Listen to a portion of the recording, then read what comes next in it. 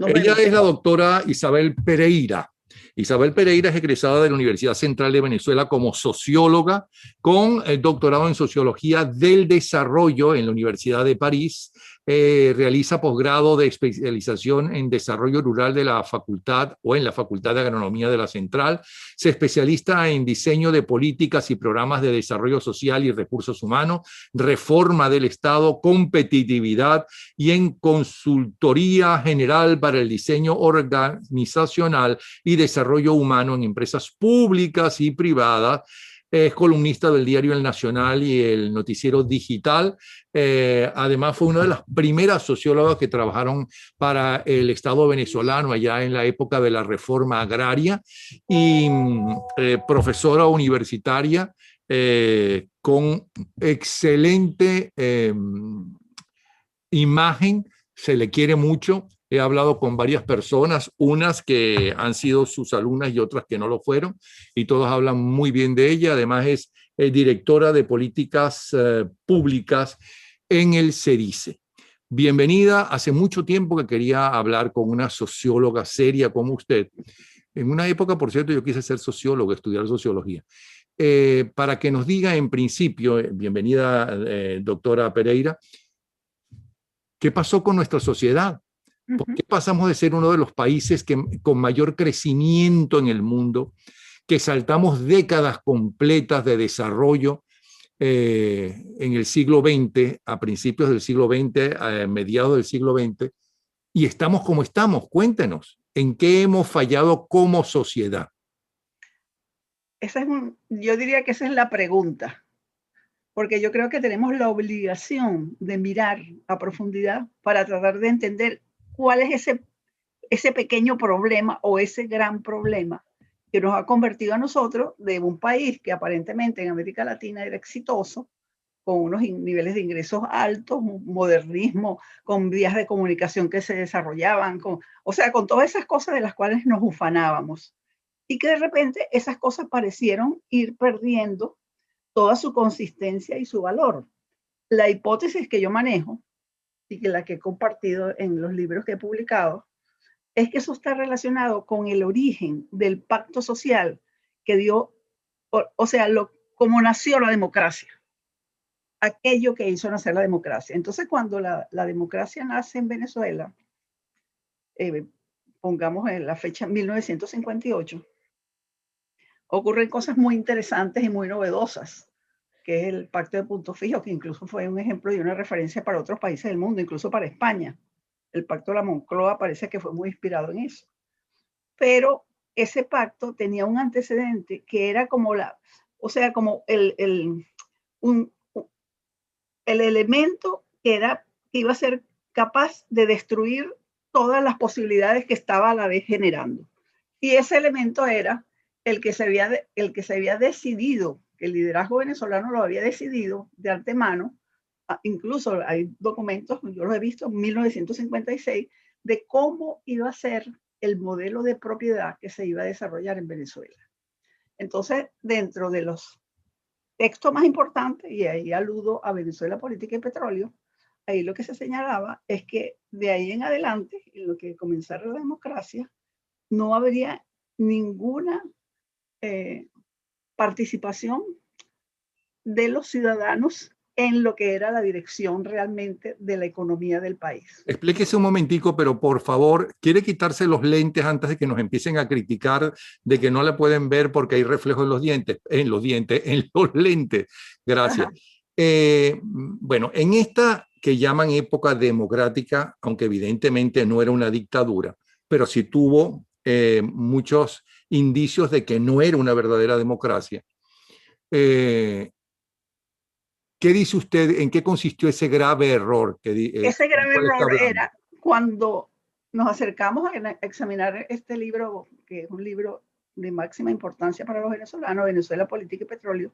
Encontramos toda una exposición de un líder admirado por todos y por mí, que es Rómulo Betancourt, donde él dice que de ahí en adelante no habrá ni una sola concesión a particulares. Eso puede quedar ahí como algo, digamos, una parte de un discurso político donde unas cosas se hacen realidad y otras no.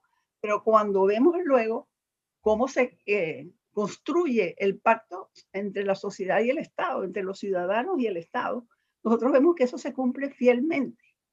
¿Y por qué se cumple fielmente? Porque se establece que los propietarios de los sectores generadores de riqueza, o el propietario, sería el Estado. Y el Estado jugaría el papel de redistribuidor de esos recursos que recibiría por ser el propietario de las grandes fuerzas, de los grandes sectores generadores de riqueza. Nosotros hemos llamado eso como un proceso de expropiación de las ventajas comparativas al ciudadano.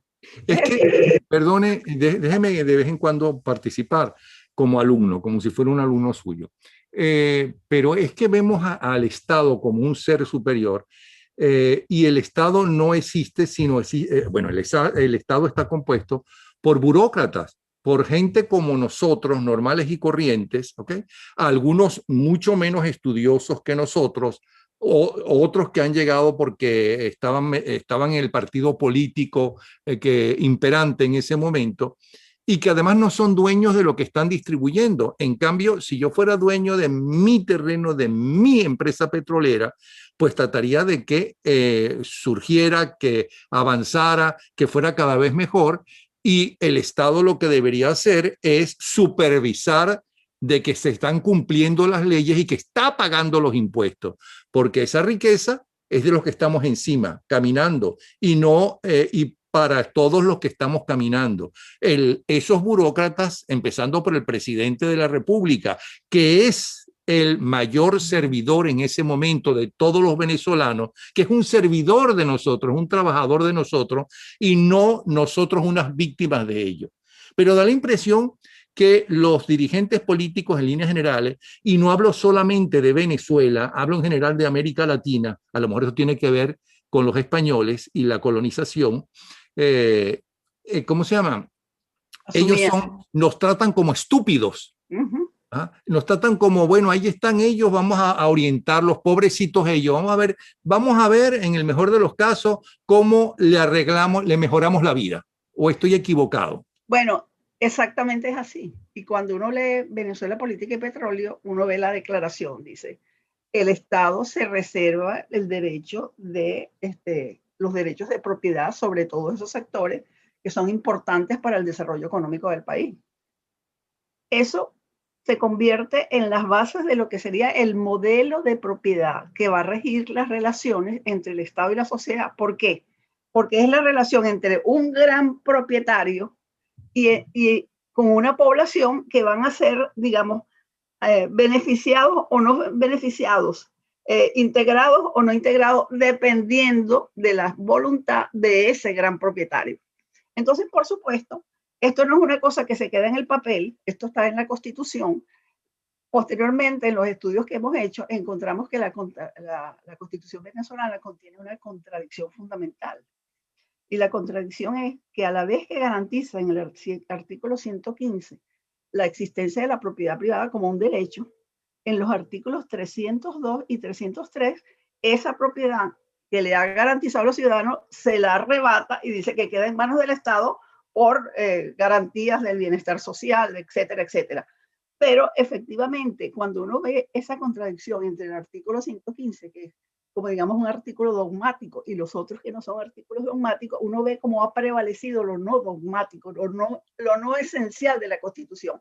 Y cuando vemos entonces la economía de Venezuela y nos pensamos, bueno, ¿y quiénes son los que producen riqueza en Venezuela? La industria petrolera, anteriormente las industrias básicas, cantidades de empresas que existen todas bajo dominio del Estado, la reforma agraria que creó un proceso de distribución de tierra sin entregar título de propiedad.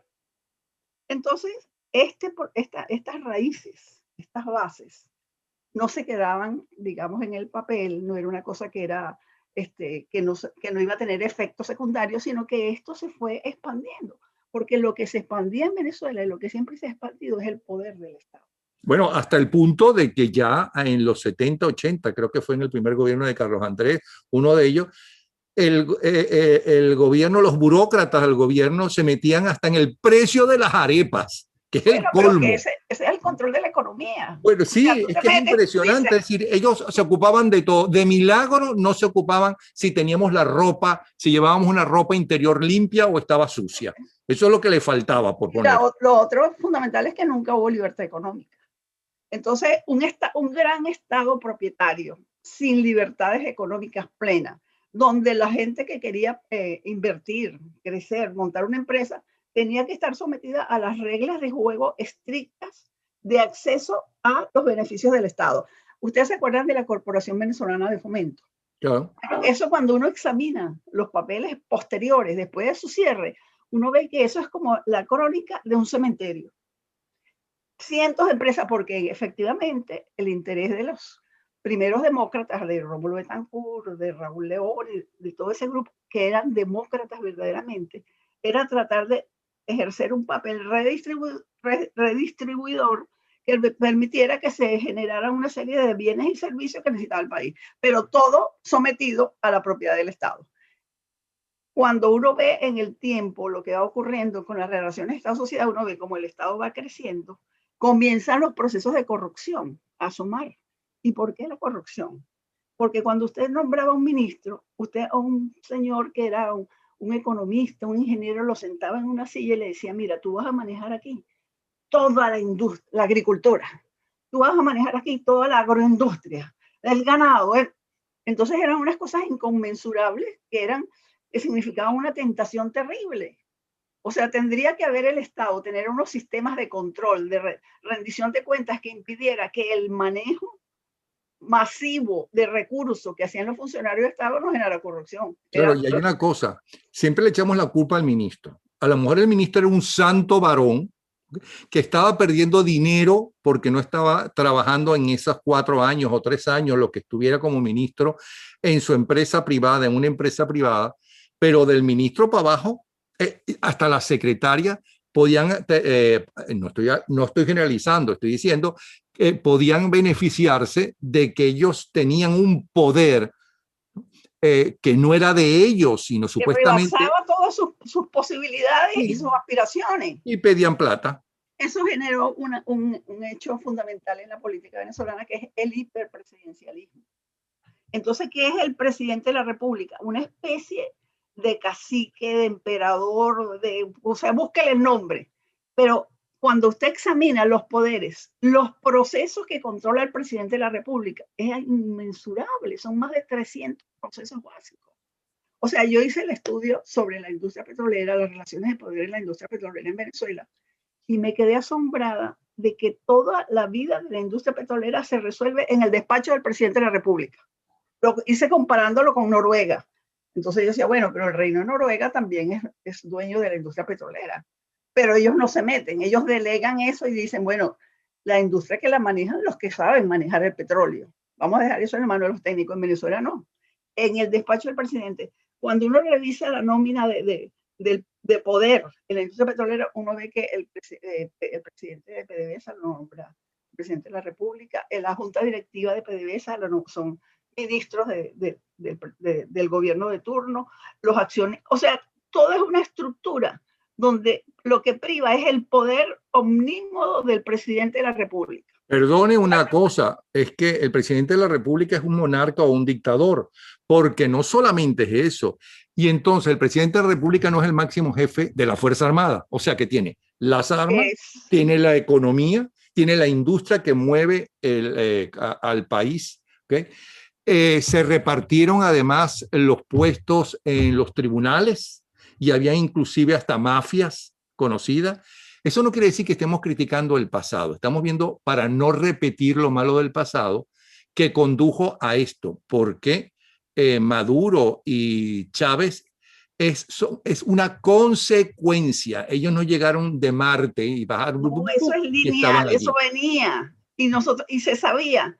Yo decía en el libro anterior que yo publiqué, que se llama La quiebra moral de un país, decía, cuando va a llegar un momento en que vamos a cruzar una línea roja y se va a hacer evidente que esa estatización de Venezuela es real, que todo el poder está concentrado en el despacho del presidente de la República, que el equilibrio de poderes no existe, porque si usted tiene 3 poderes, legislativo, judicial y ejecutivo, pero hay uno que mide 1,90 y que es quiludo, y dos flaquitos abajo que usted los nombra y los quita. ¿Cómo son las relaciones entre ellos? ¿Quién manda? Entonces, en Venezuela lo que ocurre es que ese hiperpresidencialismo, aunado al hecho de que el Estado recibe los recursos de todos los sectores que generan riqueza y los administra y decide a dónde van y los distribuye. Entonces, eso es un proceso que no se detiene, sino que se va envileciendo. Cada vez más el sector que tiene el poder es más poderoso. ¿Por qué no hemos podido quitar nosotros a Maduro del poder? Porque él tiene en la mano una cosa muy importante. Él tiene el corazón de las instituciones del Estado, el corazón de las Fuerzas Armadas, el corazón de la industria petrolera, lo tiene en sus manos. Las leyes se lo han entregado. De la minería, de todo. De todo. Entonces, cuando ocurre digamos, el ascenso o la caída de Hugo Chávez en el poder, uno dice, bueno, viene ahora a ajustar cuentas a Venezuela, que ha sido un país pseudo capitalista, socialista, y ahora va a empezar el camino verdadero de la destrucción de la economía venezolana. Y es lo que ha ocurrido. ¿Por qué? Porque cuando él se sienta en el despacho de Miraflores, yo creo que él no tenía idea de la dimensión de su poder. Cuando él despidió a los 18,000 trabajadores con un pito, él no sabía que él lo podía hacer, porque las leyes se lo permitían, porque él en su despacho se decidía todo. O sea, porque todas las decisiones tenían que salir firmadas por él. Entonces, un poder hiperconcentrado con unos partidos políticos cada vez más debilitados, porque en la medida en que crecíamos, pasaban cada década, los partidos se iban debilitando porque se veía que no estaban conectados con lo que pasaba en el país, con las aspiraciones de la gente, sino que era, bueno, yo soy... No, pero espérese un momentico, perdone que le interrumpa, pero nosotros no quisimos escuchar las charlas semanales de Arturo Uslar Pietri, ¿no? Ni el programa diario de Carlos Rangel, Buenos Días, y Sofía Inver, que allí se denunciaba y se hablaba, este no es el camino correcto y demás. No quisimos escuchar y no apoyamos, como se debía haber apoyado, la reforma del Estado cuando empezó sutilmente, pero empezó con, si mal no recuerdo, Lucinchi, ¿ok? Y aplaudimos el golpe de Estado, no solamente Carlos Andrés Pérez, sino la democracia, ¿no? Cuando se destituyó a Carlos Andrés Pérez II. Y su partido no apoyó ni una sola de las proposiciones, ¿no? Que se llevaban al Congreso para la verdadera reforma del Estado. ¿Qué pasó también con la sociedad? ¿Qué pasó con nosotros? ¿Qué pasó con nosotros que votábamos? Bueno, sobre eso podemos escribir algunas novelas, porque una de las cosas, la primera cosa que yo me preguntaba, ¿y por qué se omite la importancia que tiene el modelo de propiedad que existe en Venezuela, que le está otorgando, le entrega en bandeja de plata el manejo de la sociedad venezolana por ende de la economía venezolana a un grupo, a un presidente con su pequeño grupo, porque ya no eran ni partidos, sino que eran grupúsculos? Entonces yo decía, ¿por qué esa omisión? ¿Por qué los intelectuales no denuncian eso?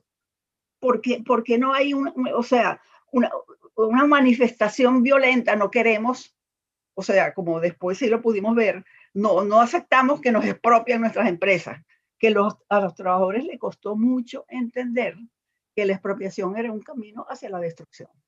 Entonces, ¿qué pasaba? Que este modelo fue como una gangrena extendiéndose. Cada vez el Estado, el presidente de la República más poderoso, con su grupúsculo alrededor, alejado de las partes más democráticas y progresistas de los partidos debilitándose y en contubernio pleno con la dirección de las Fuerzas Armadas. Porque las Fuerzas Armadas dejan de ser Fuerzas Armadas nacionales. Porque si ellas están al servicio de una ideología, como lo están declarando, como lo declara Padrino cada día, ellos no son Fuerzas Armadas Nacionales, ellos son un grupo que está apoyando la hegemonía en el poder de otro grupo que se ha robado el poder en Venezuela. Los ciudadanos, yo creo que en esto hay muchas cosas que decir. Quizás los intelectuales no han jugado un papel decisivo en la denuncia de este proceso. Usted puede leer 20, 30, 40 libros y usted no encuentra ninguna reflexión que le diga que la raíz del problema está en el hecho de haber concentrado la propiedad de los sectores generadores de riqueza en el Estado y en el Ejecutivo. Y que eso diera origen a esa hiperconcentración de poder que es la que mantiene a Maduro vivo hoy. Pero entonces, ¿qué pasa? Le pregunto, ¿qué pasa en nuestros países? No sé si algo parecido pasó en Europa. ¿Qué pasa en nuestros países como sucedió con Macri en Argentina, como sucede, ¿cómo se llama? Como está sucediendo con Bolsonaro y demás? ¿Qué pasa? Que cuando empiezan, vienen otro grupo, ya no de centro izquierda, ¿ok? O de izquierda. Hay que recordar que los grandes intelectuales y los grandes pensadores en los años 40, 50 y 60, todos vienen del Partido Comunista, la enorme mayoría, o son izquierdistas porque eran las ideas progresistas, aunque ahora sea un retroceso, ¿no? Pero cuando venían otros gobiernos, no duraban casi nada, porque la gente se sentía todavía peor. ¿Ok? ¿Qué es lo que pasaba? Mira, hay un ejemplo buenísimo que está ahorita en el tapete. Hay un señor que se llama Cabezas, que acaba de renunciar que acaba de escribir un libro roto con el chavismo. Debes de conocer ese ejemplo, ¿no? El señor Cabezas, cuando le preguntan que por qué él se separa del gobierno de Chávez y de Maduro, entonces él dice, es que ese gobierno tomó una deriva inesperada y esa deriva fue avanzar hacia la expropiación de todos los sectores que generaban riqueza en el país, apoderarse de toda la economía. Entonces, yo lo leo y digo, no puede ser que este señor que es profesor de economía, de historia de la economía, no sepa lo que ocurrió en Cuba con el artículo 890. Yo no sé, Napoleón, si tú conoces el artículo 890 de Cuba. No. Un 15 de julio, 1960.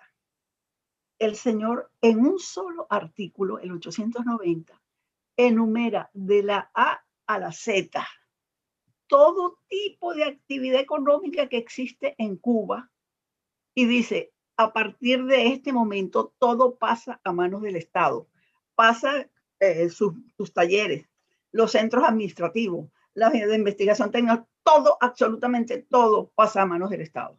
Bueno, eso lo hizo Fidel Castro en Cuba de un solo hachazo, se apoderó de toda la economía. Entonces yo decía, porque yo estaba estudiando mucho el problema, yo decía, bueno, pero en Venezuela sabíamos que eso era lo que iba a hacer un gobierno que con los antecedentes que tenía, que ya era propietario, o sea, ¿qué fue lo que hizo? Se abrió más, extendió su poder, no aplicó un artículo como el 890, pero fue gradualmente ocupando la industria, la agricultura, o sea, todo lo que genera la riqueza. Ok, doctora, perfecto. La dirigencia política tiene ese error. Perfecto. Un error que desde el punto de vista humano dirá, bueno, si tenemos el poder, vamos a ir soltando el poder. Eso vamos a dejárselo a Teresa de Calcuta. ¿Ok? Ellos tenían su poder y consideraban, muchos de ellos honestamente, que así se podía hacer mejor y así se podía educar mejor al pueblo, como intentaron hacerlo. Inclusive la gran campaña de alfabetización la hizo la democracia. Si hubo alguna revolución, fue la revolución que hizo la democracia, de casas populares, de infraestructura. Eso no quiere decir que antes no se haya hecho. ¿Ok? Pero nosotros los ciudadanos, ¿cuál es nuestra responsabilidad? Porque si nosotros no cambiamos y estamos esperando que otros lo hagan, que venga cualquiera, que venga un dictador ahora de derecha o de extrema derecha, pero que nos lo haga fácil, que no tengamos que trabajar sino lo mínimo, o que no trabajemos, que la educación sea totalmente gratuita para todo el mundo, incluyendo los que tienen plata para pagarla, todo ese tipo de cosas. Eso fue lo que nos metieron en la cabeza. Bueno, es que ahí quiero llegar, Napoleón, porque es acertado totalmente. Voy a hablar de un concepto que se llama la hegemonía cultural gramsciana. Bueno, la hegemonía cultural gramsciana, ese es un comunista italiano que lo toman preso y desde la cárcel escriben unos famosos cuadernos. Y en los cuadernos él postula lo que es hoy la estrategia de los partidos izquierdistas, socialistas, comunistas, sobre todo en Latinoamérica. Entonces, digamos, las premisas de eso era, no es necesario ir a la guerra, no es necesario meter a unos hombres en una montaña, por eso la revolución cubana está pasada de moda. No es necesario porque lo que tenemos es que agarrar el corazón y el cerebro de la persona, sin violencia, aparentemente sin violencia. Bueno, esa es la consigna que se está siguiendo en toda América Latina, lo que se siguió en Chile, lo que pasó en Venezuela, lo que puede pasar en Colombia, lo que puede pasar ahora en Ecuador, en México, lo que está comenzando a pasar en México y en Argentina. Entonces, ¿qué es? Incluso hemos detectado unos 10 puntos a través de los cuales se toma el corazón y el cerebro de la gente. Entonces, la primera cosa es que yo en el libro hablo un poco de esos mitos de los cuales uno ha sido siempre prisionero. Bueno, ser pobre es bueno. O sea, el pobre tiene el cielo asegurado. Incluso en la Biblia eso está repetido. Lo que tenemos nosotros es que luchar por derechos, porque fuimos expropiados. Entonces, como nos expropiaron aquellos que tienen riqueza, entonces vamos ahora todos los a ricos, la porque venganza. además todos los ricos son ladrones. Todos los ricos, la Y propiedad. si el pobre roba, eso no es roba, es para poder mantenerse. Exacto. Entonces es justificable. Bueno, es que estos son los pilares en los que se asienta. La propiedad es un robo, el comercio es su instrumento. Hay un libro extraordinario ahorita que se llama Los enemigos del comercio, de Antonio Escojotado, el filósofo español. Entonces él dice, esta es la historia moral de la propiedad, porque la historia moral de la propiedad es la que explica todos estos sucesos que nos están ocurriendo, como ocurre en Venezuela, cómo es posible que pase en España y como todos esos países que hemos nombrado. Entonces, la propiedad es un robo, tu enemigo, que es el propietario, simplemente es un ladrón que te expropió. Entonces, tú tienes que vengarte de eso. Entonces, se monta toda una superestructura ideológica, que es la que utilizó Chávez con una habilidad suprema, porque hay que reconocerlo, con una capacidad discursiva que logró penetrar en las fibras y en los sentimientos de las personas, haciendo todas esas versiones de la realidad, falsas versiones de la realidad, convirtiéndolas en deseos y aspiraciones. Claro, pero ¿de quién lo aprendió? ¿De quién lo aprendió? Y yo sé que mucha gente se va a molestar. El primer católico, apostólico y romano soy yo. Pero, ¿qué te dice el Vaticano? ¿Qué te dicen en las escuelas religiosas de Nunca la pasará un pobreza, de todas rico, esas cosas? antes pasa un camello que un rico por la luna. Sí. O sea, ¿Qué te decían los adecos copellanos, masistas, comunistas y demás para conseguir tu voto? ¿Qué te metían en la cabeza? bueno, es que esta historia no es una historia banal que está allí. Esa es la historia que ha movilizado las conciencias en América Latina, la que justifica los primeros triunfos electorales glamorosos de Chávez en Venezuela. O sea, lo que puede justificar el regreso en Ecuador de los izquierdistas, lo que hace que Fernández esté allá. No se vaya tan lejos por el hecho de que tenga su corazoncito con Rómulo Betancourt, que también lo tengo yo, por cierto. Se olvida de Juan Bimba. Bueno, se olvida de Juan Bimba. Yo digo, yo en los escritos míos, yo le digo, mira, hay que decirle adiós a Juan Bimba. El hombre no viene con un bollo de pan debajo del brazo. Hay que establecer en la mente de las personas la conexión entre logros y esfuerzos. Nada es gratis. No es que una vez en reunión con unos abogados norteamericanos me decían, pero ustedes en la Constitución, ustedes dicen que la gente tiene derecho a la vivienda, a la alimentación, a la educación. O sea que son como los derechos, es todo aquello que no tiene costo, que no amerita un esfuerzo, sino que está ahí. Bueno, yo puedo hablar, estamos hablando, estamos ejerciendo un derecho de seres humanos de hablar. Nadie debería impedirnos esto. Pero ¿cuál es el costo de esto? Entonces, en nuestros países latinoamericanos se exaltaron los derechos y se oscurecieron los deberes. Eso es lo que hablamos antes, Jordan Peterson está repitiendo en todas las universidades americanas que son donde la mayoría. El que son las 80%. responsabilidades que debemos tener cada uno de nosotros antes de estar exigiendo nuestros derechos, ¿no? Cumplir Primero con son tus nuestras deberes. obligaciones. Bueno, entonces, ¿de qué se trata ahora? Tenemos que voltear la tortilla. Primero son mis deberes. Si yo cumplo con mis deberes, accedo a derechos. Puedo tener derechos. Pero si yo no cumplo con la Constitución venezolana, yo estaba sacando cuentas y yo hasta donde llegué había encontrado como 60 derechos. ¿Tú sabes cuántos deberes? 3. Sirven las Fuerzas Armadas, obedezca la Constitución y otra cosa por ahí. Y yo dije, bueno, pero ¿cómo se puede construir una sociedad donde los ciudadanos están exentos de todas sus obligaciones? Como que si en una casa está un padre de familia y una familia de vagos, que simplemente el padre de familia les reparte, toma, pues coman esto y lo otro, y nadie tiene nada que hacer para que esa casa se mantenga. Bueno, entonces yo creo que ese es el gran esfuerzo que tenemos que hacer ahora. Si logramos comprender la importancia de estos temas que estamos tratando, de que la propiedad no es un problema secundario. Yo leía a un intelectual de estos venezolanos que decía, bueno, es que el problema en Venezuela es que el Estado asume el papel redistribuidor. No es que asume el papel redistribuidor, el problema es que el Estado es el propietario. Es como que te tocan la puerta de la casa una vez al mes y te dicen, mira, toma aquí para que vivan, coman, hagan todo lo que tienen que hacer, no tienen que trabajar, cómanse eso. Ya está. Algo parecido es lo que puede haber pasado en Venezuela. Entonces, ¿qué tenemos que hacer nosotros ahora? Tenemos que entrar en un proceso de reconstrucción moral. O sea, de comenzar nosotros a asumir cuáles son nuestros verdaderos deberes. ¿Cuáles son los deberes de un venezolano? Es solamente pedir y esperar. Yo veo en las peleas que hay dentro de la oposición, entonces hay gente que lo que hace es reclamarle al otro porque no le ha hecho lo que él quiere que le hagan. Porque yo estaba esperando que tú me resuelvas esto y no me lo has resuelto. No, es que eso es una tarea de todos. O sea, tenemos que construir por eso es que hablamos de construir un nuevo pacto social. Pero un pacto social, ¿cómo? ¿Quién es el centro del pacto social? Es de nuevo el Estado. Y un presidente de la República con una camarilla de corruptos. O es la persona.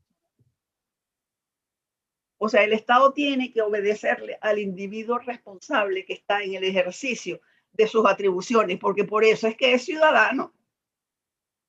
Entonces, ese Estado, entonces hay que cambiar los papeles. En Venezuela. Pero ¿cómo se hace? Usted es socióloga. Ajá. Entonces, está hablando de que entonces tenemos que cambiar las bases de la educación y del pensamiento que nos han metido a los venezolanos desde la llamada revolución del 45, luego hay una pausa con Marcos Pérez Jiménez, y del 58 en adelante. Ok, que se hizo un gran trabajo en educación y en alfabetización. Son muchos años. Sí, sí. Ok, Muchas entonces, cosas buenas. ¿cómo se cambia esa mentalidad? No cómo se cambia, Napoleón, cómo lo cambiamos. ¿Cómo?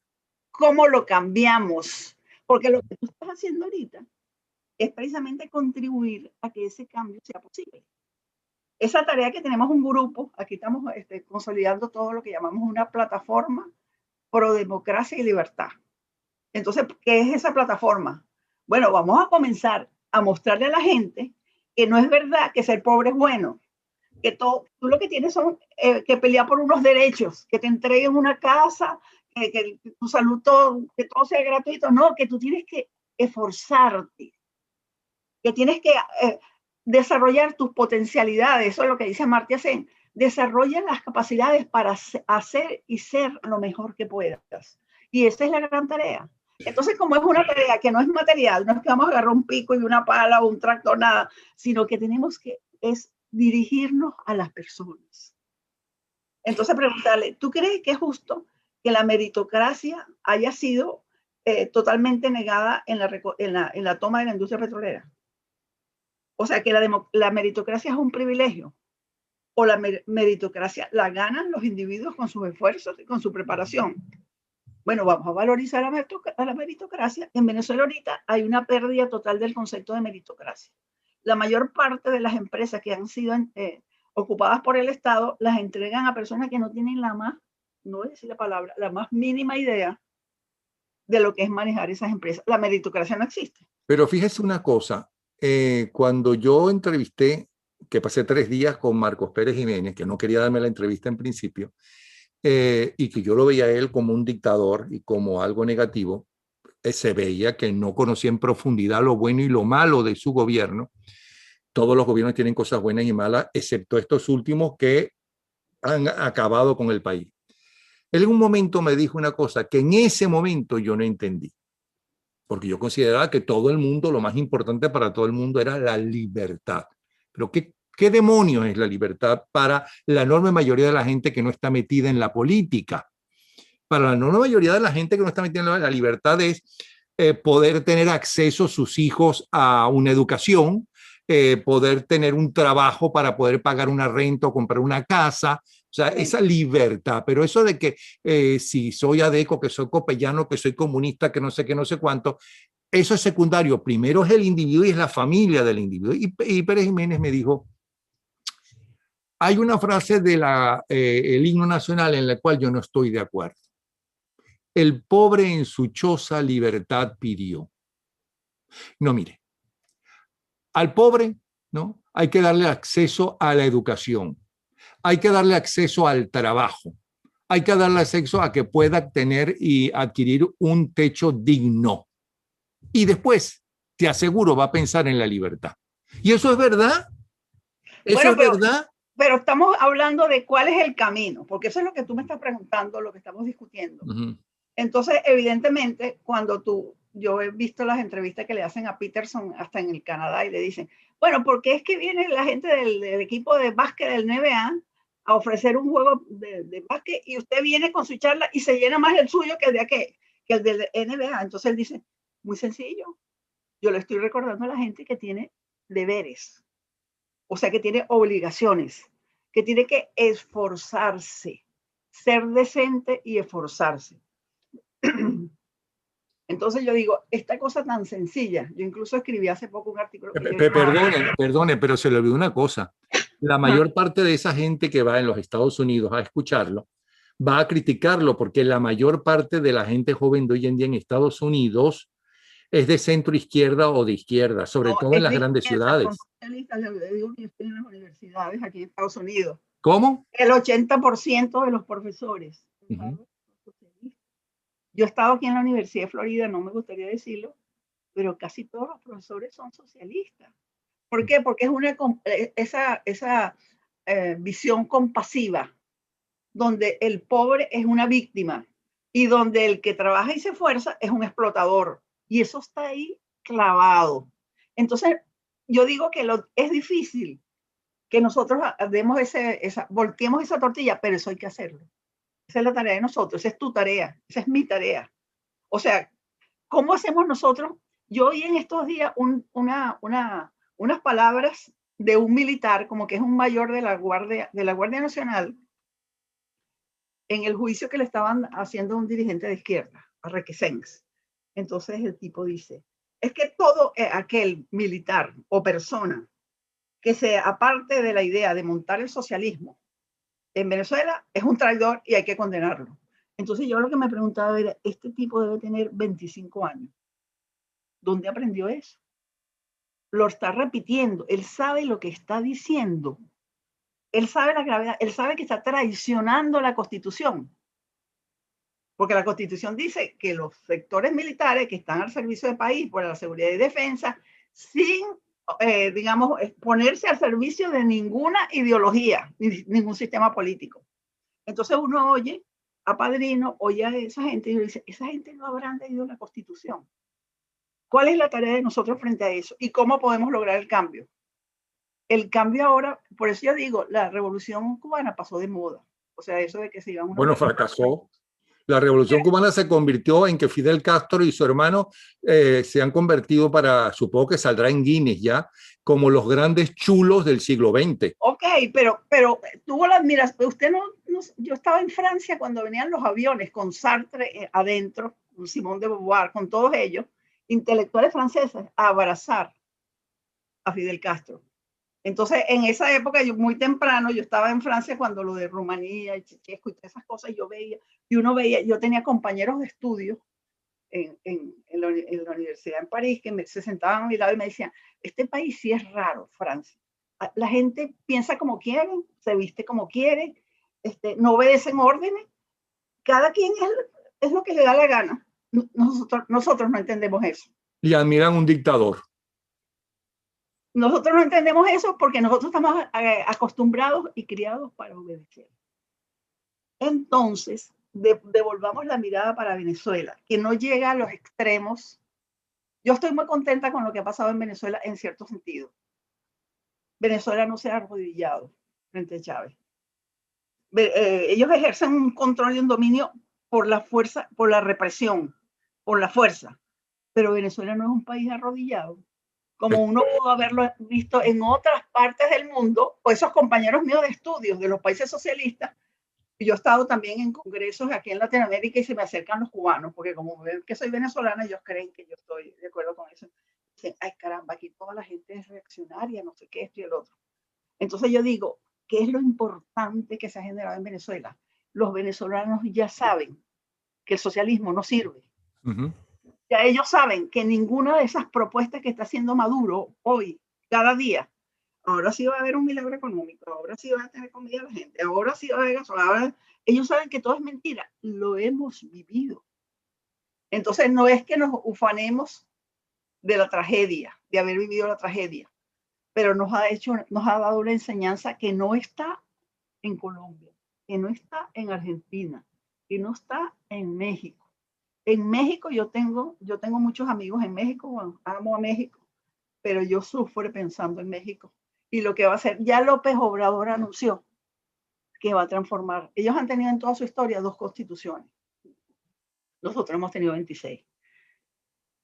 López Obrador ya se dio cuenta que él tiene que ir ahora a la metodología esa de la Asamblea Constituyente, donde la mayoría de los participantes son socialistas. Entonces ahí dictan una nueva constitución, que es una constitución socialista. Porque además en México la propiedad privada no tiene ni siquiera un artículo como el 115 que tenemos nosotros. Entonces yo le digo a mis amigos mexicanos, miren, hay que ponerse las pilas en México porque ustedes se pueden convertir en el primer país verdaderamente comunista de América Latina, porque eso es lo que va a hacer López Obrador. Bueno, entonces ese camino, ¿cómo combatimos nosotros ese camino? No es una lucha, no son cosas materiales, es una lucha en los campos subjetivos, es una lucha en las conciencias de las personas. Ya tenemos un 80% de venezolanos que rechazan totalmente la figura de Maduro, que rechazan el gobierno del socialismo del siglo XXI. Bueno, vamos a trabajar con ellos, porque hay que cambiar sus conciencias. Cierto, pero tenemos también un gran peligro, ¿ok? Ajá. Que vayamos a ser de extrema derecha. No necesariamente. Es tan peligroso y tan negativo, ¿no? Como no tenemos grupos como pueden existir en otros países donde hay aristocracias de nacimiento, porque son nosotros en Venezuela no. O sea, si hay algo móvil y dinámico, son las relaciones sociales en Venezuela. Entonces ustedes nómbreme a 20 aristócratas venezolanos inamovibles que mandan en imperios económicos. No existen. Entonces, ¿qué es lo que tenemos por delante? Yo digo que por eso es la gran oportunidad la que tenemos hoy. ¿Por qué? Porque nunca hubiésemos llegado a un estado de rechazo del socialismo como el que hoy existe en Venezuela. Pero hay que hacer eso, materializar eso en la conciencia de la gente. Hay que lograr que la gente entienda, bueno, que yo sea pobre, eso no me da ningún derecho de nada. Lo que me dice es que yo tengo que esforzarme más, que tengo que estudiar y aprender, que tengo que trabajar. O sea, que yo no tengo derechos adquiridos porque nací en Venezuela, que me van a dar una casa, me van a regalar una casa. No, yo tengo que ganarme mi casa, construir mi casa. Yo tengo que ser vigilante de la educación de mis hijos. Yo tengo que luchar porque en Venezuela haya educación para el trabajo, que no la hay.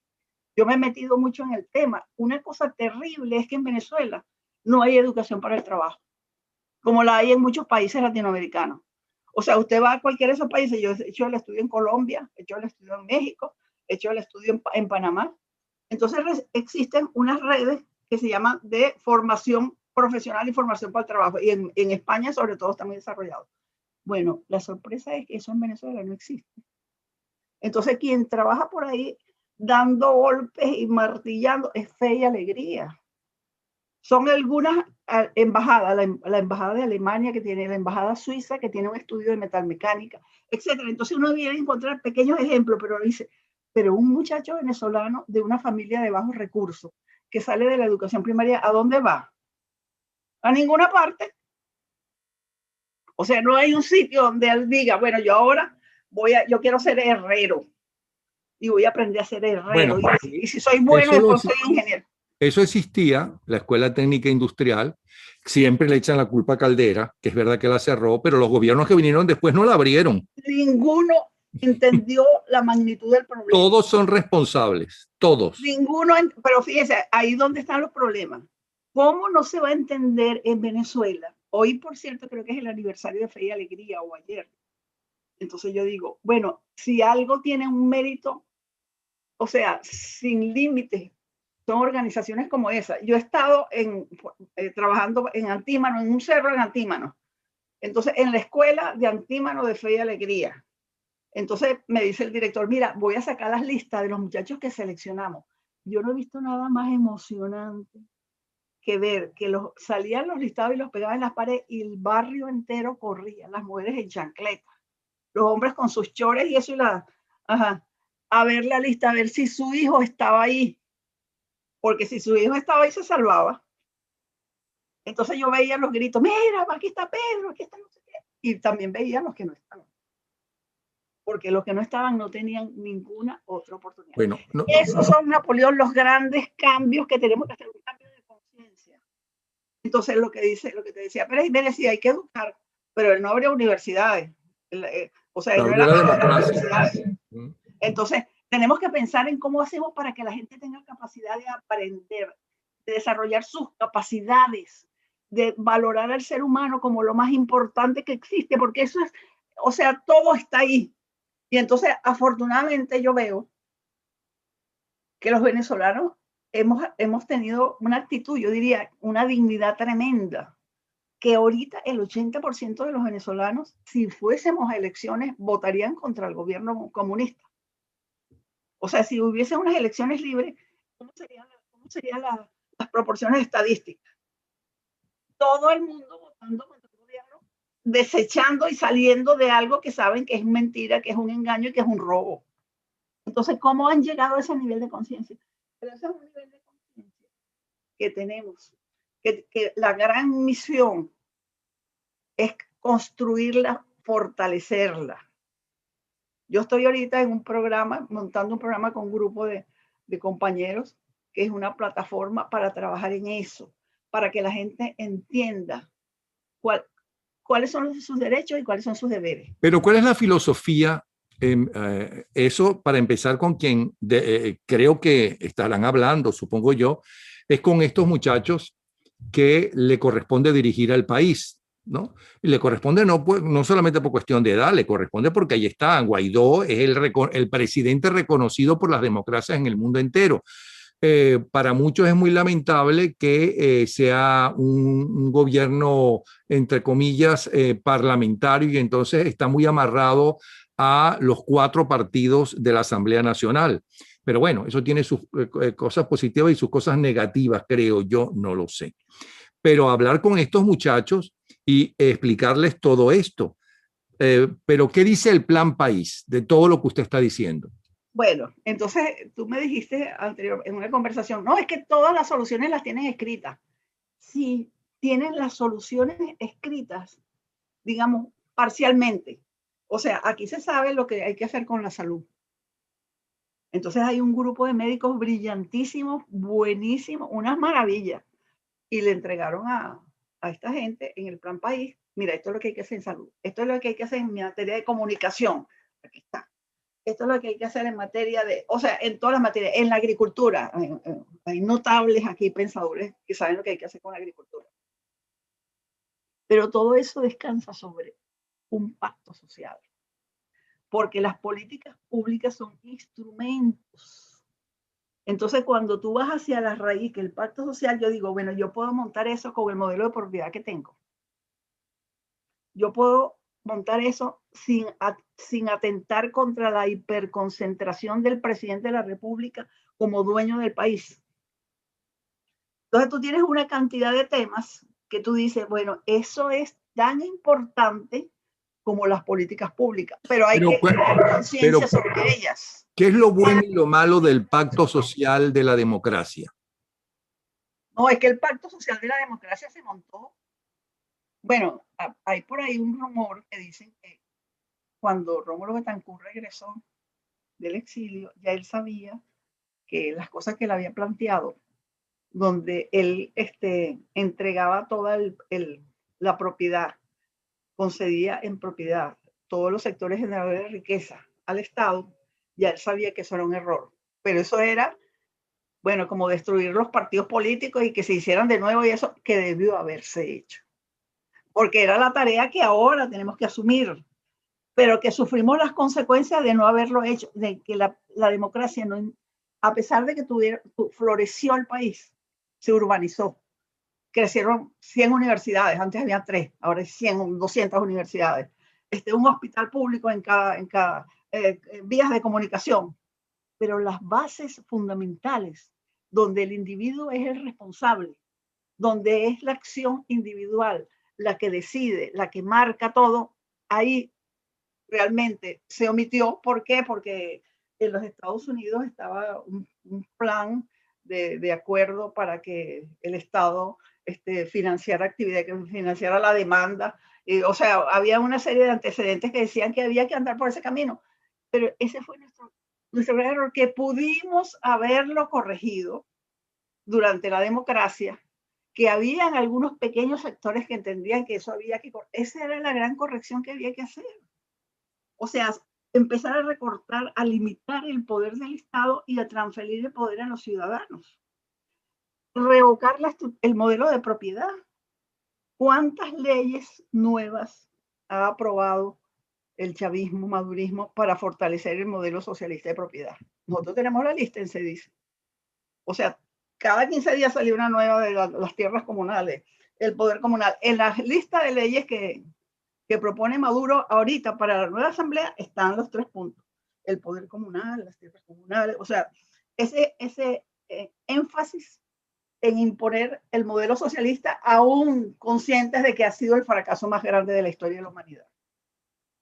Bueno, entonces tenemos enfrente una gran oportunidad. Esa parte, perdón, hay mucha gente que no le va a entender esa última parte. Como si ellos quieren el poder comunal, es decir, el poder de la comuna, del pueblo, de la mayoría, y quitárselo entonces a Miraflores y a los militares.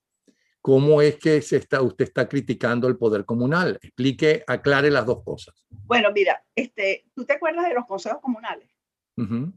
En Venezuela hay ahorita alrededor de 50,000 consejos comunales. En mi trabajo, cuando estaba en Venezuela, era visitar las comunidades y hablar con la gente. A veces llegaban a unos pueblos remotos por allá por Apure y me decían, mira, vamos a ir a un pueblo, pero ese no tiene carretera, sino de tierra. Entonces ahí no hay consejos comunales, no vas a encontrar, porque no puede ser que ese pueblo que está 2 horas por una carretera de tierra. Entonces yo me iba para el pueblo ese y habían 2 consejos comunales. Entonces voy a Margarita a trabajar con la gente allá y me encuentro, hay 4,000 consejos comunales en Margarita. Entonces me doy cuenta de algo muy importante. Acabo de entregar un trabajo para el Club de Roma, donde yo digo, quizás la única cosa que tú podrías decir que no deberías quitar de lo que hizo este gobierno es toda esa organización tipo consejos comunales que se convirtió en el centro de protesta más grande de Venezuela. O sea, las protestas más grandes de Venezuela, ¿de dónde venían? De los consejos comunales. Cuando usted va por una carretera en Venezuela y ve que tienen tomada la carretera, ¿quién es? El Consejo Comunal, porque no tienen agua. El Consejo Comunal, porque no tienen luz. Entonces, sí hay una organización de base que el régimen socialista lo había pensado como un anclaje de poder que se mandaba directamente. La estructura de poder era que ellos dependían directamente del despacho del presidente de la República, curiosamente. Yo hice el trabajo sobre eso y veía, bueno, entonces cuando usted hablaba con un consejo comunal decía, es que el presidente de la República no nos ha bajado los recursos. Yo le decía, pero los recursos ustedes dependen del presidente de la República o del consejo municipal porque ustedes están en el municipio. No los baja directamente el presidente de la República. Entonces, ellos lo conciben como una estructura que lo que va a hacer es fortalecer la concentración de poder en el presidente de la República a través del dominio a nivel de comunidades. Entonces, nosotros tenemos que romper eso y volver a fortalecer los poderes municipales. Bueno, pero la democracia fue la primera que intentó darle el poder a la gente y no solamente el voto, sino que permitió que en lugar de que los gobernadores fueran a dedo seleccionados por el presidente de la República y que seleccionaba a su gente del partido de gobierno, ¿no? Que la gente votara por esos. Pero ese fue el gran avance que hizo la Comisión Presidencial de Reforma de la cual fui parte, que fue la elección de gobernadores, de alcaldes. ¿Qué era eso? Eso era parte del concepto de descentralizar el poder, donde ya no era la hiperconcentración en el presidente de la República, sino que en cada una de las entidades territoriales había, o sea, era como redistribuir el poder territorialmente. Bueno, todo eso lo paró este gobierno. Claro. Entonces habla de comunas, pero ¿qué son las comunas que ellos quieren? Las comunas que ellos quieren son brigadas políticas. Son comunas para reforzar las políticas del partido de ellos. Eso no tiene nada que ver con la idea de comunas que puede haber en Suiza, comunas. O sea, la comuna que es, uno en Suiza, yo estaba en Suiza y yo le pregunto a la gente, oye, ¿cómo se llama el presidente de aquí de Suiza? Yo no sé, me dice la gente. No sabemos quién es el presidente. Por ahí está. A veces hemos visto fotos, pero no sabemos quién es. Pero deberían saberlo. Porque no, pero tienen un gobierno perfecto a nivel de sus comunidades, de su territorio.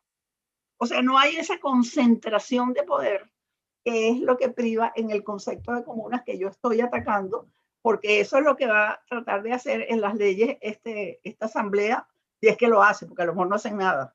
No han hecho nada antes, pero no hacer ahora. Pero mire, pero entonces, doctora Pereira, ¿cómo consigo yo el voto si lo que le voy a meter en la cabeza a la gente es responsabilidad? Estudiar tú tienes y que luchar por un trabajo, tú tienes que luchar por la educación, tú tienes que luchar. Yo no te voy a regalar el techo de zinc, yo no te voy a regalar la harina pan. Eso puede ser en el gobierno de transición para que la gente no se muera de hambre. Perfecto. Pero ¿cómo consiguió el voto así? Así bueno, no consigo pero el voto. Es que tú te estás acudiendo a la mejor parte del ser humano. O sea, piensa tú, ¿a quién te estás dirigiendo? A una persona que tú le vas a decir, mira, tienes que estudiar para que entonces después puedas trabajar, puedas ganar dinero, puedas comprar tu casa, puedas tener una familia. Tienes que actuar decentemente, no puedes estar violando las leyes. Entonces tú te estás dirigiendo a ese. O tú te estás dirigiendo a otro que tú le dices, mira, tranquilo, nosotros te vamos a dar a ti tu bolsa, claro. Y la vivienda, va a venir la vivienda esa que te la vamos a dar. Y etcétera, y por ahí sigo. Entonces, ¿a quién te estás dirigiendo? A la mejor parte del ser humano. El liderazgo político venezolano tiene que dirigirse a la mejor parte del venezolano que está ahí, que ahorita es carne viva porque ha sufrido demasiado. Entonces, nunca hemos tenido una oportunidad de dirigirnos a una gente que nos pueda entender, como nos van a entender ahora. Por cierto, pero el mensaje hay que darlo. Por cierto, hablando del mensaje, un excelente muchacho sumamente preparado llamado Andrés de la Chiesa, yo se la voy a mandar ahora, mandé un video de él sobre Arturo Uslar Pietri, ¿ok? Y yo no sabía, ¿no?, que cuando él fue candidato, Arturo Uslar Pietri, se reunía, pedía permiso a diferentes teatros, cines, donde pasaban películas, y a la hora que no pasaban películas, debe ser en la mañana, se reunía, convocaba a la gente que vivía alrededor de ese cine, a esa población, vamos a suponer, y llevaba varios de la gente que estaba apoyando, de conocedores de la materia que iban a hablar, conocedores. Y lo que hacía Uslar Pietri era escuchar lo que le decía la gente del pueblo, ¿no?, de sus problemas, y esa gente que llevaba a Uslar Pietri, el propio Uslar, decirle qué podían hacer en ese momento para empezar a solucionar ese problema. No a decirle, bueno, si tú votas por mí, yo te voy a conseguir el agua. Si tú votas por mí, yo te consigo el puente. Si votas por mí, eso lo vas a conseguir, pero si votas por mí. sino que iba formando a la gente.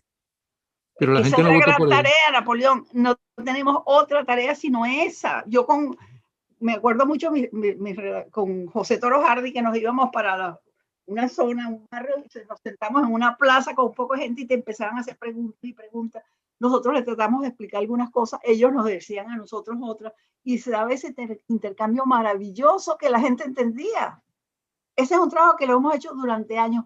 Yo creo que el hecho de que los venezolanos no se hayan arrodillado delante del chavismo y el madurismo es porque aquí se trabajó mucho con la gente, porque la gente tiene como una cierta conciencia, aunque el sistema no se lo permita desarrollar, una cierta conciencia de que él depende, de que él tiene una responsabilidad consigo mismo, porque tú eres dueño de tu vida. O sea, la vida tuya no te la puede arrancar nadie, tú eres el dueño de tu vida, tú tienes una responsabilidad con tu vida y con la de tu familia y con la de tu comunidad. Y entonces eso tienes que honrarlo. Entonces la gente hoy sabe que eso es muy importante. Hay unos ejemplos que yo diría que en el sentido negativo, que son esos consejos comunales que ha creado el gobierno y que se han estado en manos muy partidizadas de gente del gobierno que entonces hace listica, le quita productos de la cesta CLAP a una familia para ponerse a de los amigos de ellos. La gente sabe eso. Cuando usted va a cualquier comunidad y le pregunta, te dice, esa mujer que está ahí, esa es la del consejo comunal que nos saca el arroz y nos pone no sé cuánto, nos pone cualquier otra cosa. Esa gente es la que nos roba. O sea, la gente ha aprendido. Por eso este momento es perfecto, ideal. Hay que trabajar con el liderazgo. Ok, ¿qué le diría usted a Guaidó? Se reúne con Guaidó y de lo que hemos hablado, ¿qué le diría? Bueno, yo quiero que lea mi libro. Yo no sé si ya le llegó. ¿Cuál de todos? Este que tú tienes en las manos del fraude del rentismo. Porque ahí lo que yo comienzo a hablar es la inexistencia del individuo. Entonces yo digo ahí, bueno, ¿cuál ha sido la gran falla nuestra, los venezolanos? Donde la relación Estado-sociedad está permeada por un modelo de propiedad que le otorga todo los derechos al Estado sobre el ciudadano y donde la ciudadanía, el individuo responsable prácticamente no existe. Haz la cola para que eches gasolina, yo te voy a llevar la bolsa clara, etc. Entonces, yo creo que la gente que va a dirigir el país, porque tenemos buenos dirigentes, tenemos una generación más joven, o sea, tenemos esos muchachos, Guaidó, María Corina, o sea, tú ves gente joven, gente que ha estudiado, pero sí necesariamente tenemos que tener una alineación a nivel del pensamiento y de los objetivos. No podemos seguir peleando por tonterías, por pendejadas. No es que si voto o no voto, que si voy, que si yo no voto por criminales. Entonces yo le estoy diciendo, mira, cuando uno examina las conversaciones en París entre Estados Unidos y Vietnam, los norteamericanos tenían en las espaldas 58,000 muertos y los vietnamitas 1,5 millones de muertos y se sentaron a discutir y seguían tirando bombas y llegaron a algo. Porque esa es la posibilidad humana, sentémonos a discutir. Entonces ahora tenemos que repensarlo todo, tenemos que luchar porque el liderazgo tenga un discurso distinto. No son solamente las políticas públicas, es qué papel va a jugar el ciudadano y el individuo. Las instituciones van a ser incluyentes o excluyentes. O sea, la educación en Venezuela es excluyente. ¿Por qué es excluyente? Porque solamente tiene posibilidad de lograr algunos premios, títulos, aquel que puede sentarse durante 15 años en un aula o sea, y costear eso. Entonces eso solo puede hacer solamente el 15% de la población. El resto está afuera. No hay educación para el trabajo. Entonces tenemos que hay grandes terrenos de reformas. Hay que trabajar con la conciencia de la gente. Eso no es una tontería, o sea, eso es entender cuál es el centro de la misión que tenemos ahorita. Tenemos que crear conciencia y derribar todos los valores que son muy seductores, los valores que vende el socialismo. El socialismo nos gana a nosotros, pero de plano. Nosotros decimos, estudia, trabaja, esfuérzate. Ellos que le dicen, tranquilo, ¿no? Yo te voy a dar la comida, te voy a dar la vivienda, yo te voy a asegurar. Entonces yo digo, bueno, es una pelea desigual. Pero es desigual si pensamos que los seres humanos, que lo peor de los seres humanos es lo que existe y no lo otro. Entonces vamos a reivindicar la nobleza humana de los venezolanos, que un 80% están opuestos al gobierno y tenemos que darle argumentos para que cambien las reglas del juego, porque tenemos que cambiar las reglas del juego definitivamente. No son solamente políticas públicas, ahí están y son magníficas, pero tenemos que cambiar los términos del acuerdo. No puede ser el Estado el dueño de todo, no puede haber un hiperpresidente, no podemos vivir sin Estado de Derecho y sin jueces. En Venezuela no hay jueces. ¿Pero y por qué no hay jueces? Porque quien sea juez o no juez lo decide el presidente de la República. La lista de leyes, ¿quién la pasó? El presidente de la República. Vino del Congreso. Entonces todo está trastocado. Entonces vamos a buscar el camino, pero la gente tiene que, o sea, tenemos que humildemente iniciar un camino de aprendizaje cultural, político, humanístico, moral, que nos permita reconstruir el país, porque sí lo podemos reconstruir. Nunca hemos tenido las posibilidades que tenemos hoy de hacerlo, porque anteriormente el peso del Estado era un peso que se confundía con las condiciones de existencia de la persona, ¿no? Pero es que yo estoy aquí, pero me dieron una casita por allá, o yo tengo un trabajo en un ministerio, no hago mucho, pero me pagan. No, no, no, no. A ti no te van a pagar sin hacer nada, a ti tú vas a ganarte lo que sí, a ti no te van a pagar porque estés en un partido. Bueno, doctora, quiero decirles que es la doctora Isabel Pereira, es directora de políticas públicas en el CEDICE, es catedrática en la Universidad Central de Venezuela, egresada justamente de la UCB como socióloga, el doctorado es en Sociología del Desarrollo en la Universidad de París, realiza posgrado de especialización en desarrollo rural en la Facultad de Agronomía de la Central, es una de las primeras sociólogas que trabaja en el Estado en la famosa reforma agraria.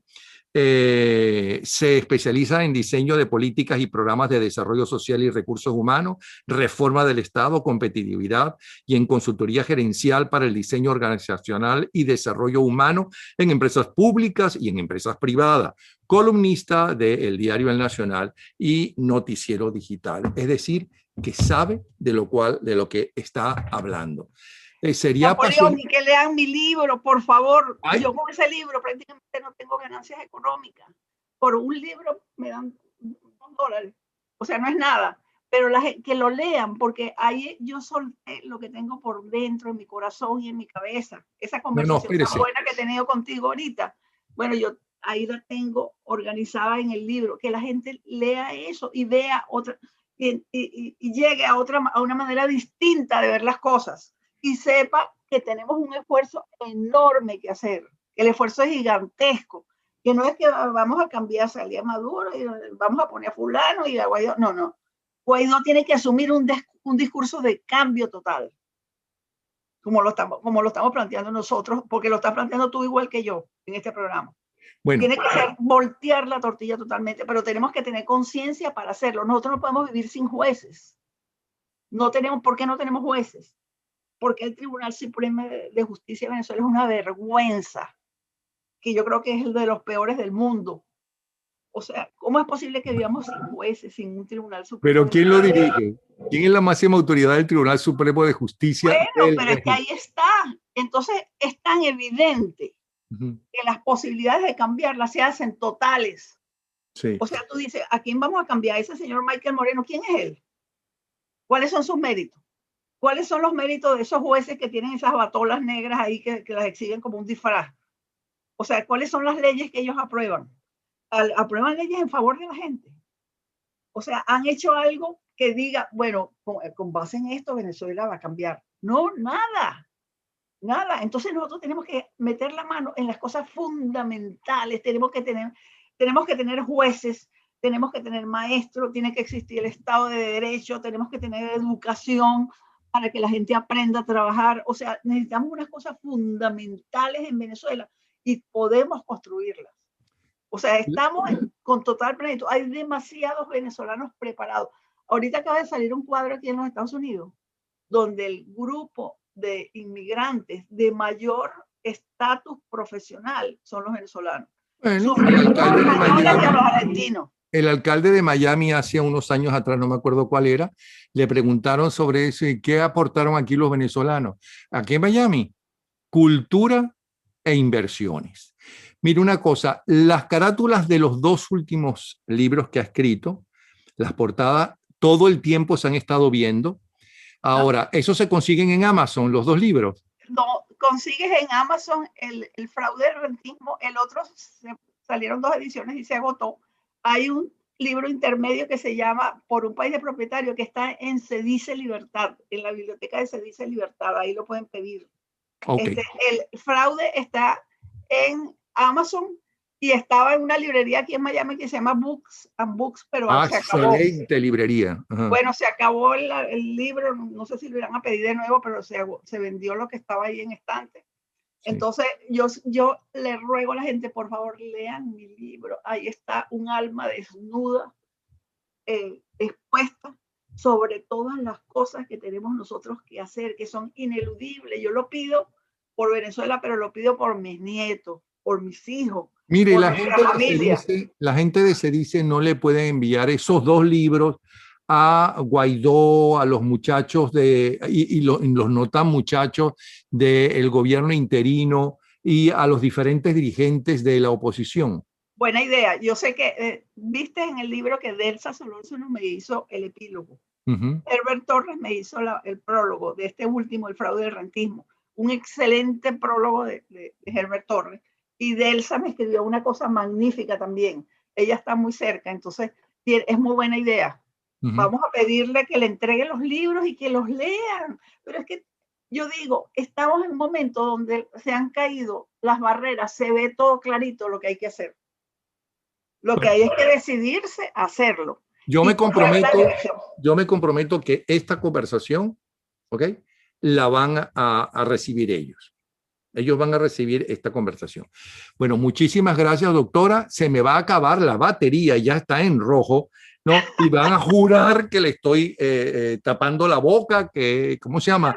O que el régimen nos va a cortar el programa. No, okay. Espero que no sea la única. Somos hermanos en esta tarea.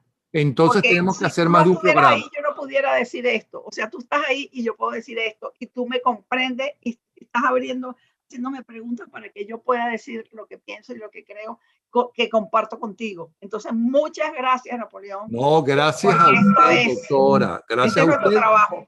Y que no sea el único programa. El mes que viene tenemos otro. Bueno. Ok. Ojalá. Seguimos en esta pelea. Un abrazo. Un abrazo a ti y a tu esposa. Isabel Pereira. Gracias.